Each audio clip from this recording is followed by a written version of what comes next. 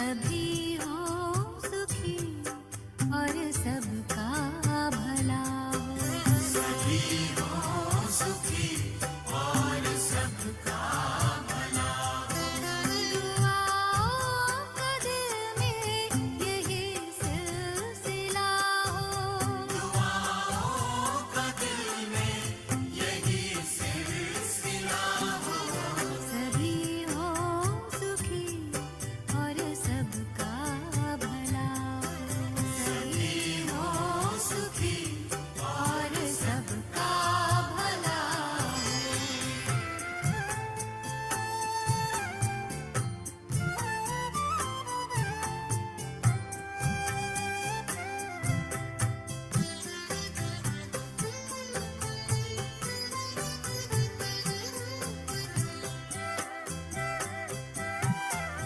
पवन में चमन में चैनो मन हो।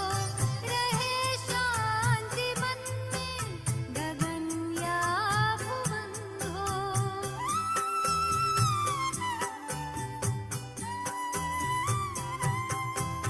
पवन में चमन में चैनो मन हो।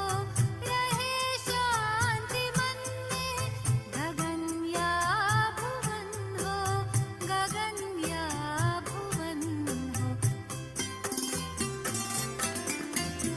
उमंगों का झरना झरता सदा हो। उमंगों का झरना झरता सदा हो। गुणों का मकरंद सबको मिला हो। दुआओं का दिल में यही सिलसिला हो। सभी हो सुखी और सबका भला हो। सभी हो सुखी और सबका भला हो।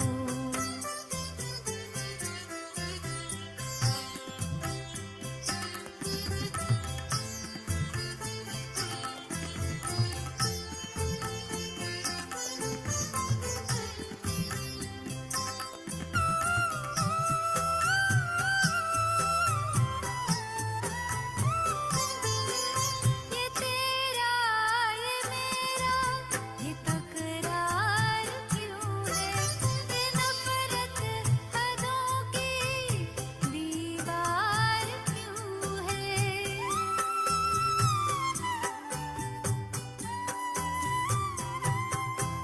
ये तेरा ये मेरा ये तकरार क्यों है। ये नफरत हदों की दीवार क्यों है। दीवार क्यों है। चले तोड़ पिंजरा जो पंछी चला हो। चले तोड़ पिंजरा जो पंछी चला हो। न शिकवा शिकायत न कोई गिला हो। दुआओं का दिल में यही सिलसिला हो। सभी हो सुखी और सबका भला हो। सभी हो सुखी और सबका भला हो।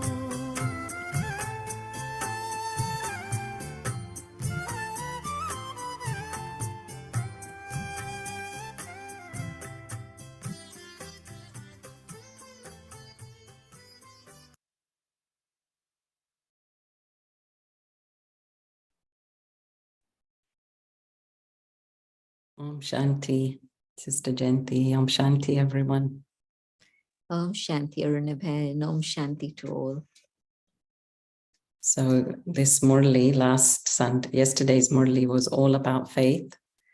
And so a couple of quick stories. I'm sure people are familiar with this story where there was no rain and everybody decided they would gather together and pray for rain.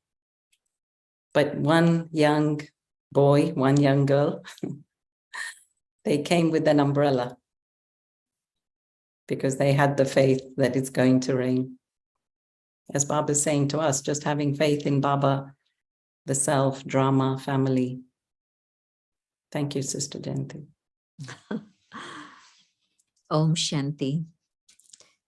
I loved the expression that Baba used, that when you're a natural and easy yogi, then the signs are that, yes, you have a nature which is light and easy and flexible. You have an attitude in which there's nothing but good wishes for all. And so if there's a struggle, if there's a battle, why am I not a natural, easy yogi? And of course, Baba took up the subject of faith, as you explained. But the three words that Baba used in Hindi, they all are connected, and they all sound very nice. Nischay, nischint, and nischit. So nischay, faith, and then as a result of my faith, to have that absolute guarantee, nischit, that my victory is guaranteed, and then also to be carefree. So like Arjuna resting before the battle, carefree. And so the three words align together very beautifully. And so to what extent do I have faith? And then according to that, there's victory. But also, do I have faith in my own victory? And where Baba was saying that where I lack that faith in myself, then there are doubts that come in. How will it be? How will I manage this? And how am I going to do it? And 3 different times, Baba used different expressions. How come you're the world transformer and you're saying you can't manage your own sanskars? And then how come you're the child of the Almighty Authority? So you are the Master Almighty Authority. And you say, I can't deal with this situation. And so you're the one who's the child of the benefactor. And so how come you don't have those good wishes and good feelings and stay that state of master benefit for all? So Baba kept reminding us of who we are. And Baba said, yes, you have faith in God, none but one. The Father is the one who's there with me to help me, to protect me and to teach me. Baba used these 2 words at the beginning, the protector and the teacher. And so, yes, all of you have this total faith, but where one of the sides is shaking, even one of the sides, then it's not going to work. Any container has to have all 4 sides absolutely shut. Or think about a lift. A lift is closed on all 4 sides. And if any one side of the lift isn't closing, then the lift won't operate. And so that state for each one of us to check all the 4 sides, and then I can press the button and ascend. Any one side that's shaking, well, what's going on? And Baba took this a lot in terms of my faith in myself. And so the question, am I choking? Am I dozing? Or what is it? Or is it that I don't practice sufficiently?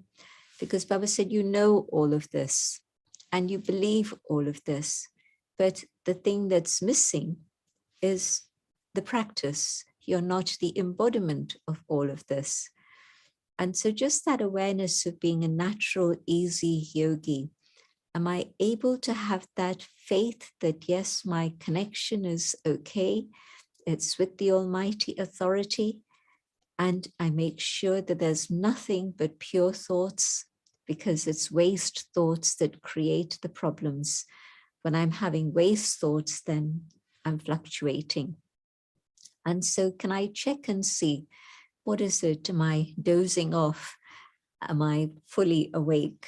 Or am I not alert enough that Maya creeps up in different ways? And so, and also Baba talked about not paying enough attention to coming to that stage of making sure that I'm the embodiment of what it is I believe and I say, but I'm not actually practicing. And so I know for a fact that when what I understand with my conscience is right, and I'm not actually doing it in my life, then the discrepancy of these two things shakes my self-esteem. And so, in other words, I lose faith in myself. But Baba also explained that if you keep allowing this to happen, you get disheartened. And then that weakness continues and you feel you can't deal with it. And then in the final moments, of course, then it's that weakness that comes in front of you rather than that faith and that commitment. And Baba coming to me instantly with me at all times. And so Baba explains very clearly why there are problems and why there are situations we can't cope with. So the faith in myself, and I have to align what my conscience is saying and what I'm actually doing. And where it doesn't align, I'm going to find that I'm not able to deal with my weaknesses. And a very interesting thing that Baba said, that all your weaknesses come at the same time, in the sense that today I have doubt in myself. Well, I'm also going to start doubting the family.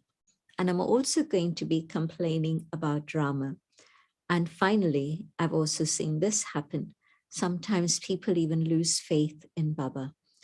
And so whatever is my weakness that has come in whichever area, they'll all come together because one will connect with the other and the other and the other. And so I mustn't allow weakness to come in any one of those 4 areas. Baba, yes, we'll all say we love Baba and Baba is the one, but yet all the other 3 also have to work together. And so Baba spent a long time reminding us of who we are and who Baba is and how it is we need to strengthen our faith. So the way to strengthen faith in myself is just simply by making sure I follow my conscience and don't let my wayward mind take me off track. My feelings and emotions have to be cleansed and purified so that then it's not that my conscience says one thing and my mind is shooting off in another direction. And so both of them together, then I have self-esteem, value for myself, love for myself, and faith in myself also. And the other big story is about the family. It's easy to have faith in Baba, but do I have faith in the family? And when I see things go wrong, I see someone get angry, I also get angry, but is that right? Or I complain about their anger, or I see that there's some sort of lies being spoken and I say, but I'm angry because they spoke a lie. They should never have spoken a lie. They're a Brahmin. How come they're not following Baba's instructions? Well, I'm not following Baba's instructions, getting angry at them or complaining about them. So this idea that I find fault with the family, and I even complain about the drama, but finding fault with the family means losing trust in them. But it's actually coming from the state where I have lost trust in myself. If I think about the dadis had such high self-esteem, which also meant that they had a humility that was enormous, huge, huge humility, never putting themselves in the front. Others would put them in the front, but they never asked to be put in the front. And with that state of self-esteem, they would be able to uplift others and give others confidence. And their self-esteem also meant that they knew that every thought of theirs would take practical shape. It wasn't just a pure thought, but it was a thought that would lead to victory, a reality in life itself. And so whether it was a thought of self-transformation or a thought about service, the dadis had that self-esteem and faith in themselves to know that, yes, it's going to happen that way. And so beautiful examples, but it means that because they were also looking at all our specialities, then they knew their specialities, but they were looking at our specialities. They then never said to us, it's okay, you don't have to make effort, you're never going to make it. I never heard any Tadi say, you're not going to make it. However much a person was down, they would always lift them up. And so with the family, can I have that sort of faith in the family like the Dadis had in all of us? And if I can do that, then I can be part of the rosary of victory. You see, faith leads to victory, but the rosary of victory is a family. It's not one individual having victory on their own. It is the whole family together that's going to be able to make it. Baba talked about the kingdom, and Baba's point that we're not talking about just establishing a religion. And in fact, the religion of Satyug is the way of life, very different to a rigid path that religion usually prescribes. But a way of life, a way of being, the original state of being. And so God's work, yes, righteousness has to be established. So in that case, yes, we use the word dharma, religion, but it's the religion of righteousness, the religion of truth, the religion of peace, the religion of love. And then connected with that, the kingdom. It's a kingdom also.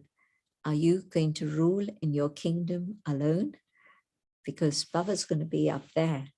And so I don't get on with the family. Who am I going to rule with? Who's going to be part of my family? It's this family. Absolutely. It's all of us together that are going to be part of that family. And so the need to be able to establish that relationship of trust and love so that truly we are bonded together in one thread, the one thread of love. And you see, when it's a little family, and in many centers it's a little family, you get to know their sanskars and sort of adjust with each other.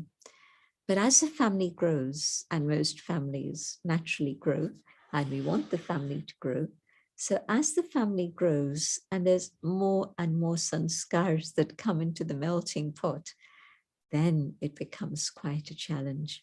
Or you spend time in Madhuban and you're with a big family and things are not anything you can control. Things are completely out of your control. Things are happening, but you can't control them.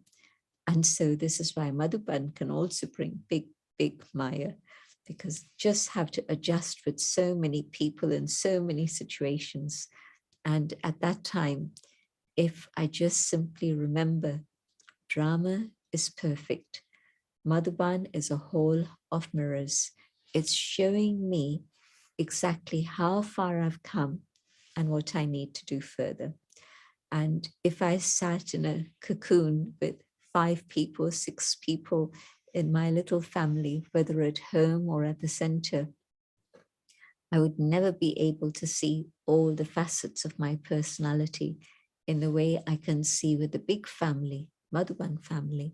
And so very, very important to absolutely get to know myself so that I can understand what my own sanskars are and what is being triggered by those around me. And the more I spend time in silence, I'm not saying don't do karma yoga, don't go to work. No, that's not the idea. But the traffic control that we have, the morning time that we have, can I use these periods that are allocated for Baba to also look at myself and check and change, you know, the layers of the onion. And so one layer comes away and there's another layer and another layer and another layer. And right at the heart of it is this tiny, tiny, pure pinpoint of light of the soul. And so the more I know myself, the more I know how many layers I have to deal with. And I also get to know the sanskars of others. And yes, maybe I can avoid them. But if they're part of my little circle and I need their cooperation, I need their support, I need their talents to do Baba's service, because one individual can't do service on their own. It has to be with everybody's support. So as I get to know them also, I begin to see not just the things that irritate me, but I see the goodness that they have, and I begin to value them and appreciate them. But I also know which particular sanskar of theirs triggers my sanskars. And I don't want to waste time anymore. But they shouldn't have done this, it should have been like this. There isn't time to waste in these thoughts. It's draining me of my energy, and I want to be really, really full so that I can also be with Baba and give. If I'm not full, if I'm only half full, then I give a little bit and I get tired. But when I'm full, because I've stopped waste thoughts and waste words and waste actions, then I'm giving myself the chance to really becoming very, very full, so that then there can be a sharing with others. But even in that, when I'm full and I'm clean, I don't even need to use my own personal energy. I can be, like Daddy used to say, I don't get tired because I haven't done anything. I just allow Baba to do whatever he wants to do. She would say I'm miserly. And of course, we knew that he had a very big and generous heart. But she'd say I'm miserly in terms of using my own spiritual power. I don't want to give away my power to anyone. So keeping yourself very clean, then Baba's able to work through you. But that's in that context of service and working with others, using God's spiritual power, so that my power isn't being spent on struggling with sanskars or anything else. So a lot about the family. And the other thing, of course, drama. And Baba's very amused that here's somebody who's saying, well, it's drama, but you can see that they're fluctuating hugely, that whatever it is that's happened has really hit them hard, and feelings and emotions are coming out. I've seen a person just recently, they're saying, it's drama, and the tears are falling down.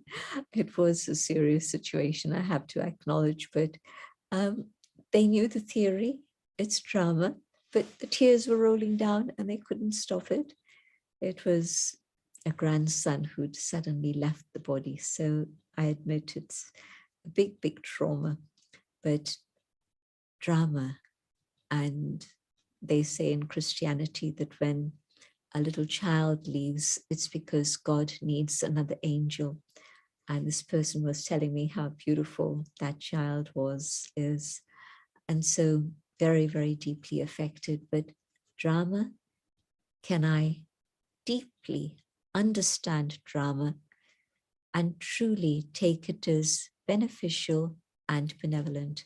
The child was very, very ill. And I said to this lady, but can you imagine how much suffering the child would have had to go through if he'd carried on in that little fragile body? And she said, I understand, but the tears didn't stop. I hope they did afterwards. But this is the thing, that do I deeply have the faith that drama is benevolent and beneficial? Well, let me remind myself of the time that when I thought this is a big test, this is a real tragedy. But as things evolved and things turned out, it turned out to be very beneficial. And if it hadn't happened in that way, other things couldn't have happened and unfolded. You know, like we thought that Sakar Baba flying away,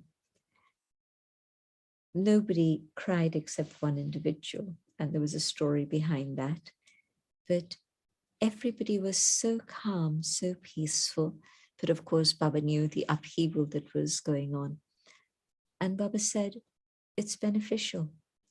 Well, the founder leaving, the father who had sustained the whole yajna leaving, And Baba's saying it's beneficial? Totally.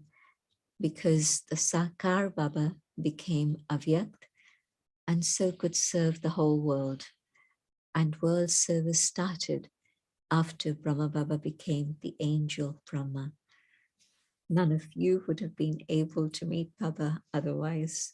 And you did meet Baba, both through your own connection with Baba, but also Avyakt Bab Dada. Nobody could have imagined that after Brahma Baba, there could be Avyakt Bab Dada. But drama is beneficial. And so we have all these beautiful Murlis that we are still revising. And every time I read these Murlis, they're so fresh. I don't remember all the things Baba had said. And so benefit in everything in drama, absolutely. And so when I stabilize myself in that faith, recognizing that whatever has happened in the past, I didn't understand it, but there was benefit. So here's a scene today in front of me. I didn't want this to happen. I'm not understanding it. Can I have the faith? It's going to be okay. It is right in the drama, and it couldn't be any other way. This is the way that it had to be. So faith in the drama also. And so Baba's very, very powerful Murli. And although Baba said that, yes, yesterday that we all have faith in Baba, but I think also sometimes where there are human expectations of Baba that linger on from bhakti, and those expectations aren't fulfilled, then it's because my lack of recognition of Baba and properly understanding what is God's role and what is my role.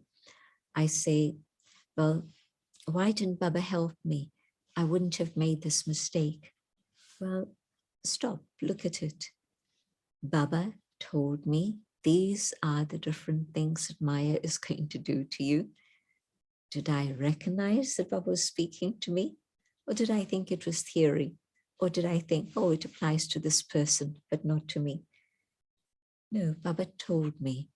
In the Sakar Murlis, Baba explained, Maya is coming and Maya is going to catch you by your weakness, and Maya is going to continue to come till the end. If I'd heard that and took it seriously for myself, then I would be more alert. I wouldn't be dozy. I wouldn't be careless. I wouldn't be having waste thoughts. And so Baba has helped me by telling me in advance what's going to happen. But if I haven't understood or I haven't accepted that God is speaking to me and telling me what I need to do, then of course I say, Baba knew, and why didn't Baba save me from that? No, Baba told me, Baba alerted me, and if Baba saved me, how could there be the number-wise story? Then Baba would be bound within the drama to save everyone and protect everyone, and so nobody makes any mistakes.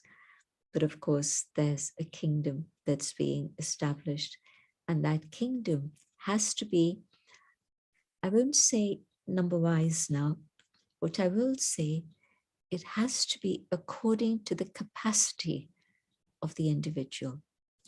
How can I rule a kingdom if I can't rule myself? And so number-wise is a sort of shorthand way of saying this, but yet understand that my own capacity is what gives me the return. And yes, I've been practicing for years and years, so my capacity has been developing. And I can see the results of that, what I was and what I am today. And according to the capacity I've developed, so then Satyug is where I'll see the results, but I'll know the results before I go to Satyug anyway. In the final moments, we'll definitely see the results. I was fascinated by Baba talking about the demons of death, and that it isn't other things that come, but it's my own weaknesses that will come in front of me. And so the demons are my weaknesses. And if I haven't dealt with my weaknesses today, with power from Baba, with love from Baba, Baba's helping me go beyond.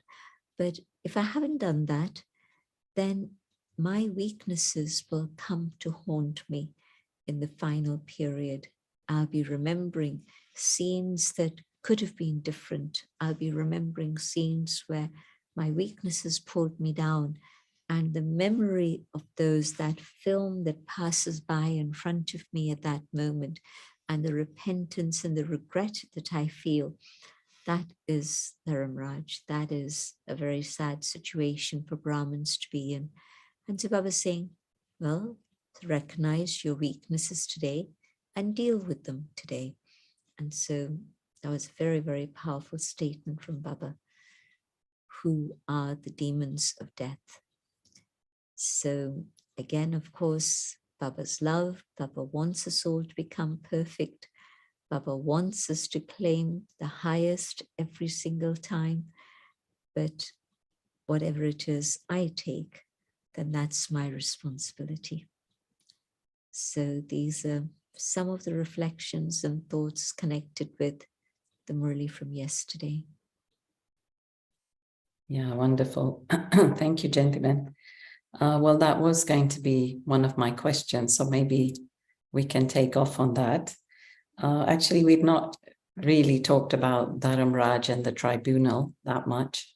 And now Baba's talking about your sanskars being the demons of death coming in front of you. So maybe you'd like to explain whatever you know about the tribunal, Dharamraj, and whatever is appropriate for such an audience at this time. We sometimes associate the word Dharamraj with very authoritarian, strong image of punishment. But in fact, the word is very beautiful.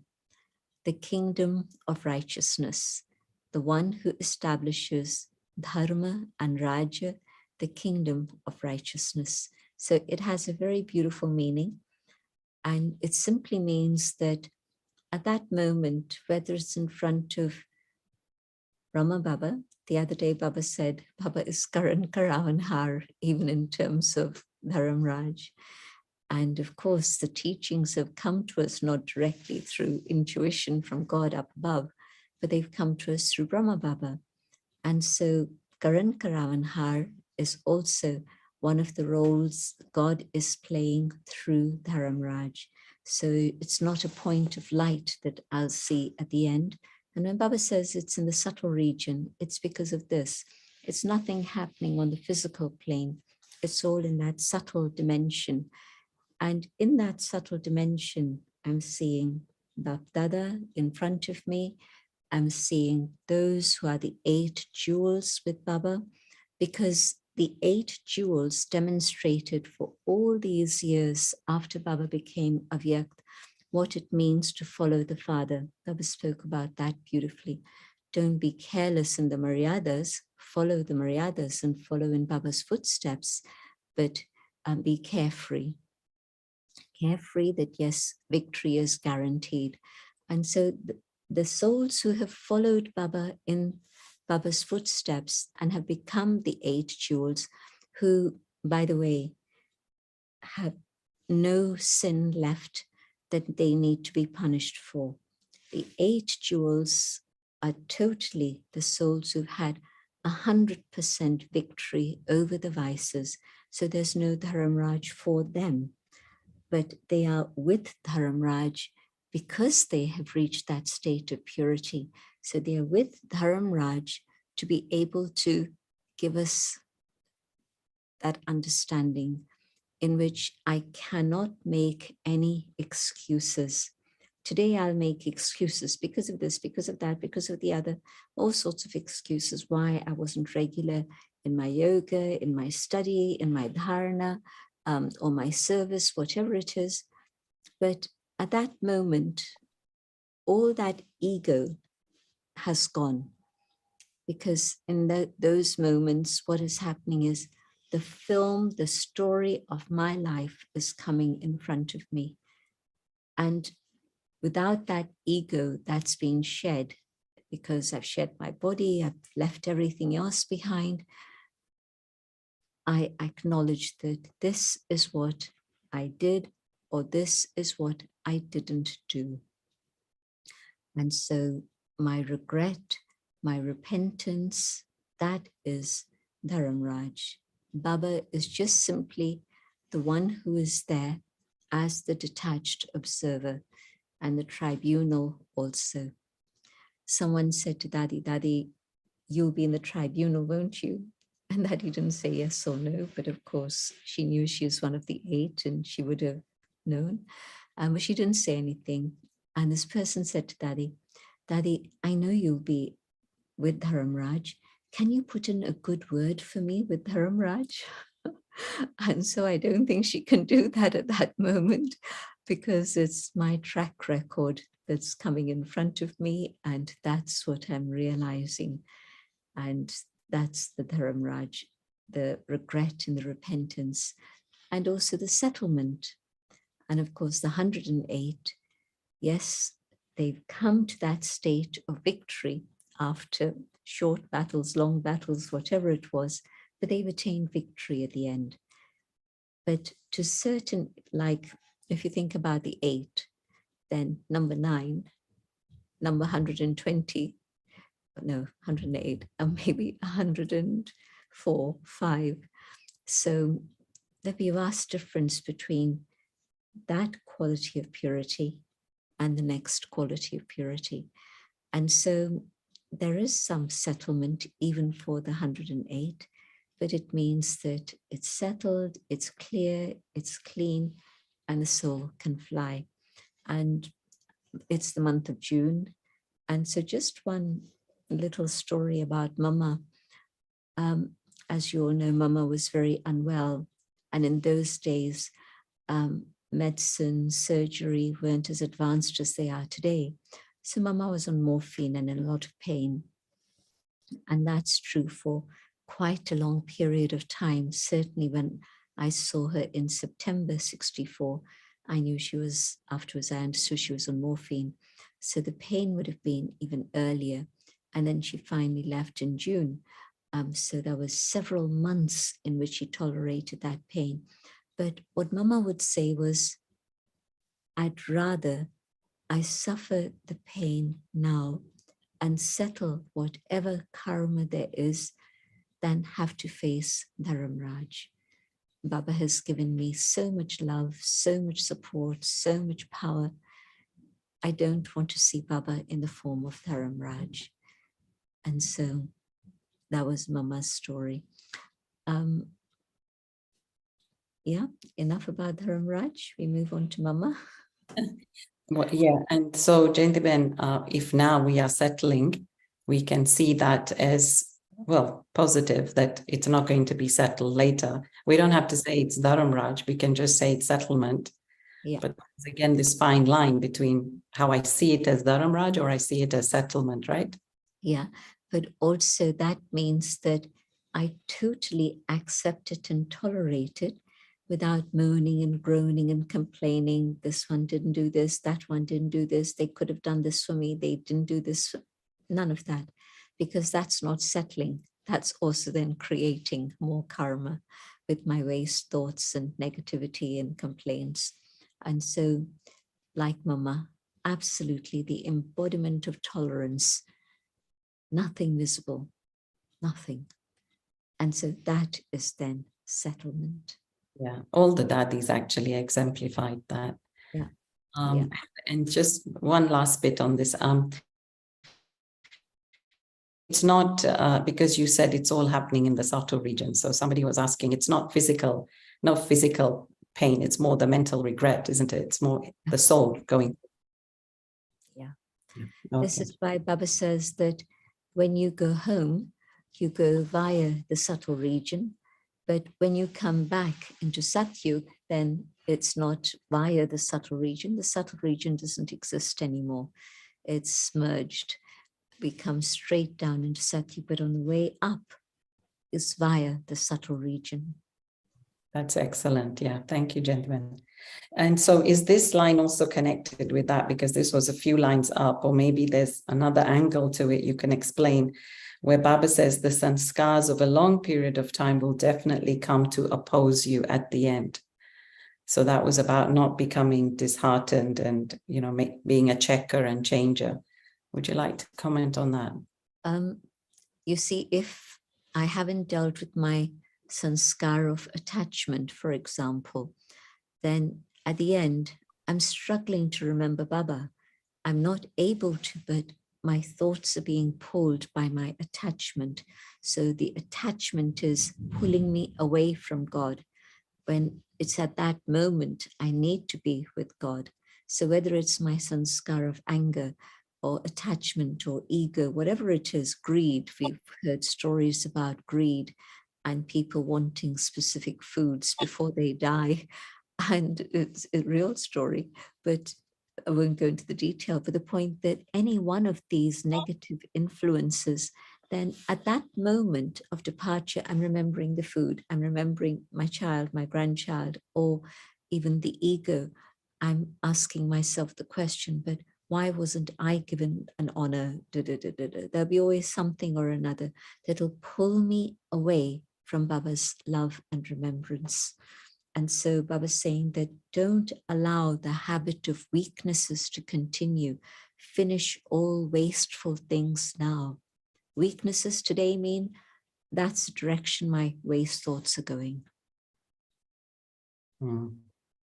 Okay, thank you. Thank you so much. So we can move on to a few other questions. Baba often says that religion is might. Would you like to explain that, please? Just imagine the power of the Devta Dharma. It's able to continue for 2,500 years. It's incredible. The trunk, stable, absolutely strong. And one kingdom, one family, just amazing. And that's because of that one religion and the power of that religion, the dharma, the way of life, the purity and all the things that Baba teaches us today.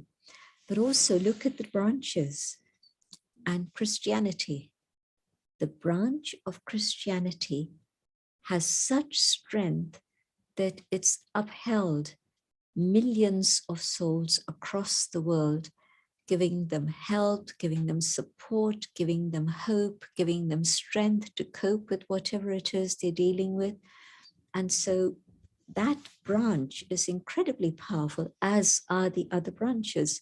But probably we know a lot about the branch of Christianity more so than I would know about the branch of Buddhism. But whichever tradition it is, every single branch has supported humanity in such a big way. And one of the problems about Kali Yuga is that it's not just Tamo Pradhan for the Devta Dharma, it's Tamo Pradhan for all the traditions. And so today, how many people in England would actually say that they are taking support from their religion? There was a census done last year and the results were published earlier this year. And it was something like a tiny proportion of the population of Britain who actually are ready to say they are Christians. It was less than 33%. I've forgotten the exact figure.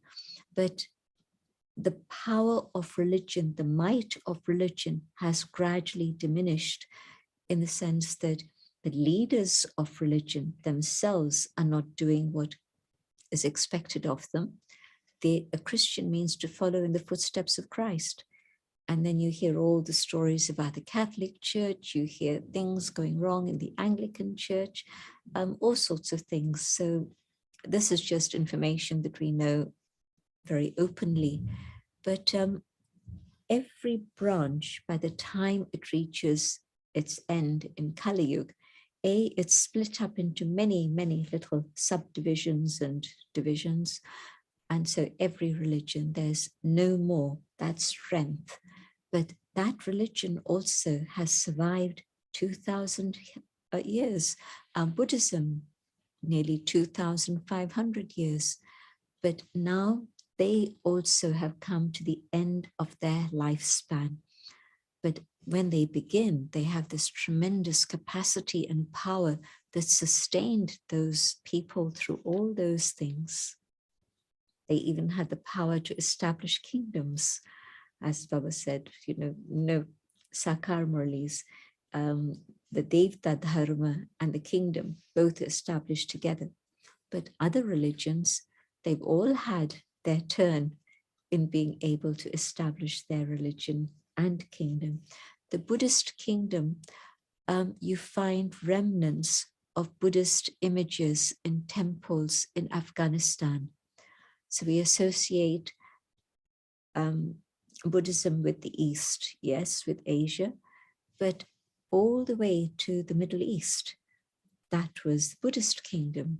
And prior to that, that was the Hindu kingdom at the beginning of the Copper Age.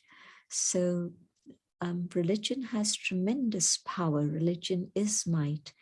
And again, you see this word religio, to a ligament, to rejoin, to reconnect, to reunite. It's reminding me, can I connect with the one? And when I truly connect with the one, which is what true religion is saying, then from the one, I receive that might, that power with which I follow whichever it is branch I belong to. Right. Thank you so much. Another question. Who exactly speaks the Avyakt Murli?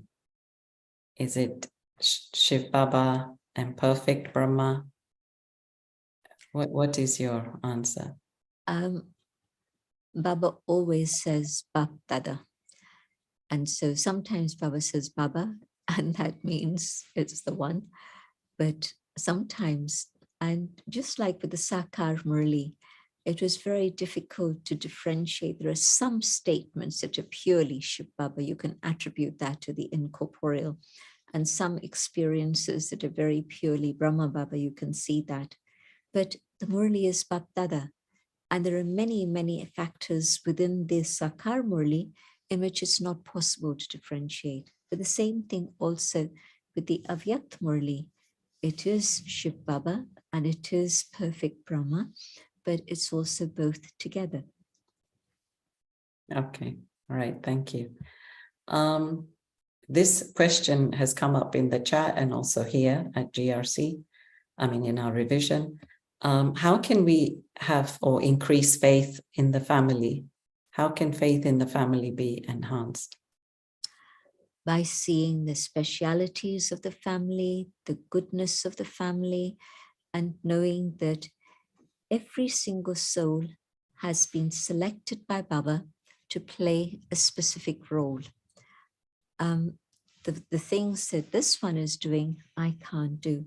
The things that I'm doing, others won't be able to do.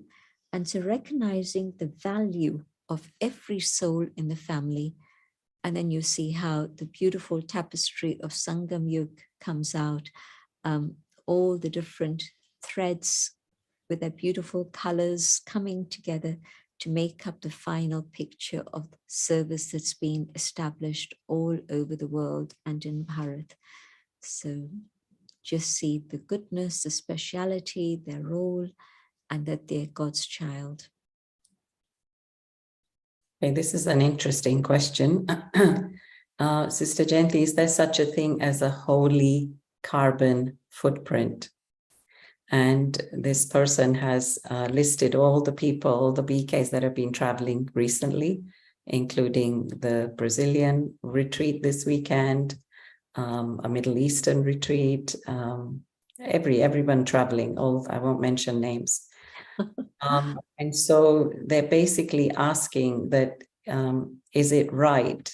And is there a valid reason why spirituality transcends environmental concerns? For me, there's always a question. Am I going for my own pleasure or am I going for service? And could the service just be done by Zoom? And my recent experiences of the last 2 years has been that I've traveled more in India than I've ever done before, but also abroad. It's a lot of travel since January, crisscrossing continents all the time at the moment. And if it could have been done remotely, I would be the first one to say, I'd rather sit in one place and be comfortable and not have to travel across time zones. And so you weigh up, what is it that's the factor? And if the service is going to be helping souls and giving them that support that they need at this moment when many feel that the dadis are no longer here, we don't get new Avyakt messages, we don't get new Avyakt Murlis. And so it's been important.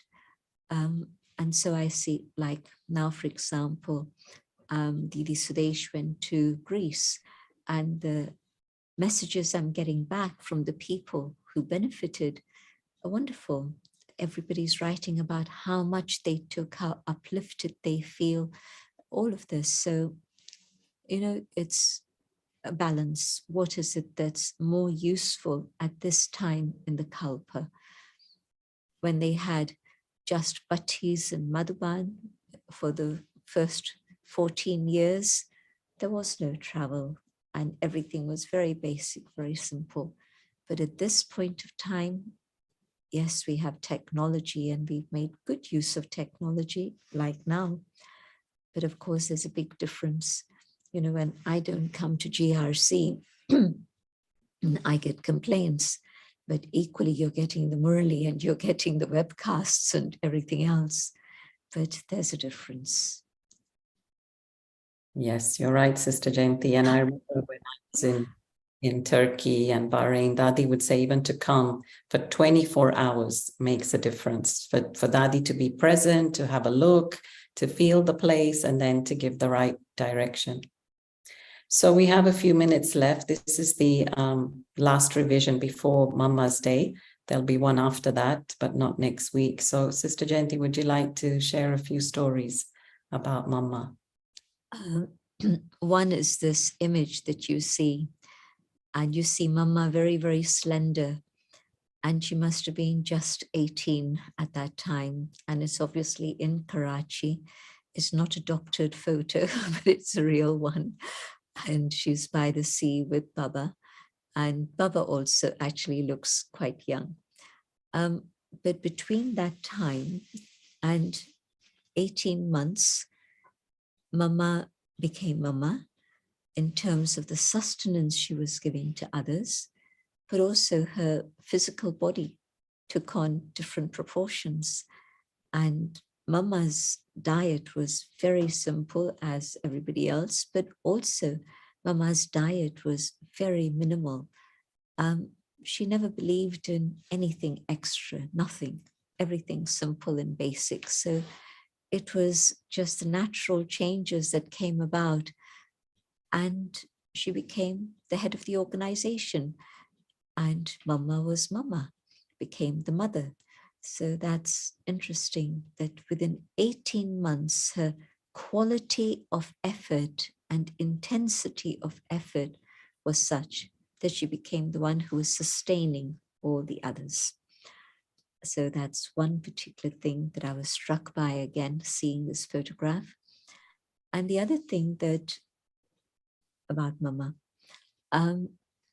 Mama didn't take sides. Mama would hear complaints from somebody and would say, okay, that's that person, but what about you? Are you content with yourself? Are you able to be close to Baba and experience the super sensuous joy of Sangam Yug?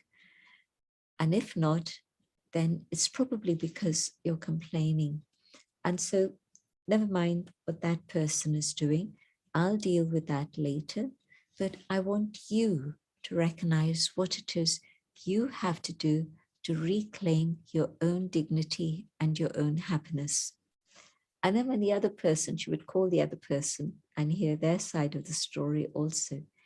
And then she'd say, well, whatever you've shared from your side is fine, but I'm also getting complaints about this, this, and this.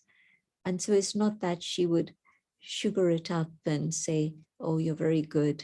And yes, I agree with your complaints. She wouldn't say that. She would really keep that balance in which there was no discrimination, and she gave support to both of them equally. And so that's a very special quality to have, because normally you hear a complaint and it influences you. And even before you speak to the other person, you already made up your mind that this one's wrong. But no, what can this one do to move forward? And again, yes, I'm going to tell them that this is wrong, but also, what is it you can do to move forward? And Mama will help you. Mama will support you. So that's one. And Mama's maturity. Mama would never give correction in the heat of the moment. Something's gone wrong, Mama would be silent. And then later on, Mama would call that person and say, but you know, this could have been done differently so that this wouldn't have happened if you had been cool and calm or whatever it was. And she'd explain to them afterwards, but what we do is we react. Something's happening and there's instantly, this is wrong, it shouldn't be like this. No, maturity, gambhirta. You see something, and at that moment, you stay calm and you don't change your vision, your attitude, or your face. You stay cool. And then you sort it out later on, when the person also has had a chance to calm down and become cool. So these two qualities definitely made Mama who she is.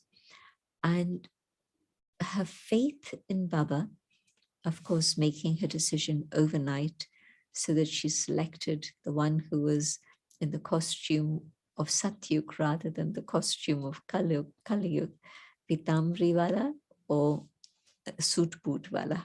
She made that choice overnight. And that was the quality of her faith, just instant faith, instant acceptance. And Mama would never argue with Baba. You know, sometimes when you have mother and father and the child will see them arguing or debating. So Mama never ever put herself as an equal to Baba in terms of challenging Baba or arguing with Baba or anything. Baba was always Baba. And yes, Baba has given me the title of Mama, but I'm Baba's child. There was always that awareness. And then when Baba wasn't around, of course, she's in charge of the yajna. She's making sure that all the disciplines and all the maryadas are intact and everybody's together following the system. But with Baba, Baba has said something, whether in the Murli or Baba said something through the day, just Ji Baba, Ji Ha, Ji Ha. And so that is what made her absolutely the one next to Baba. Yeah, wonderful. So wishing everyone a very happy Mama's Day. And Sister Jayanti will be away. So the next revision will be 3rd of July. Okay, just note that, 3rd of July. And now we will have lovely Mama Drishti from Sister Jayanti. Oh, I thought you were going to put up Mama's image to give Drishti. Your Mama for us now, Jayanti. Mama's role is unique. Okay, thank you everyone. Om Shanti. Om Shanti to everyone.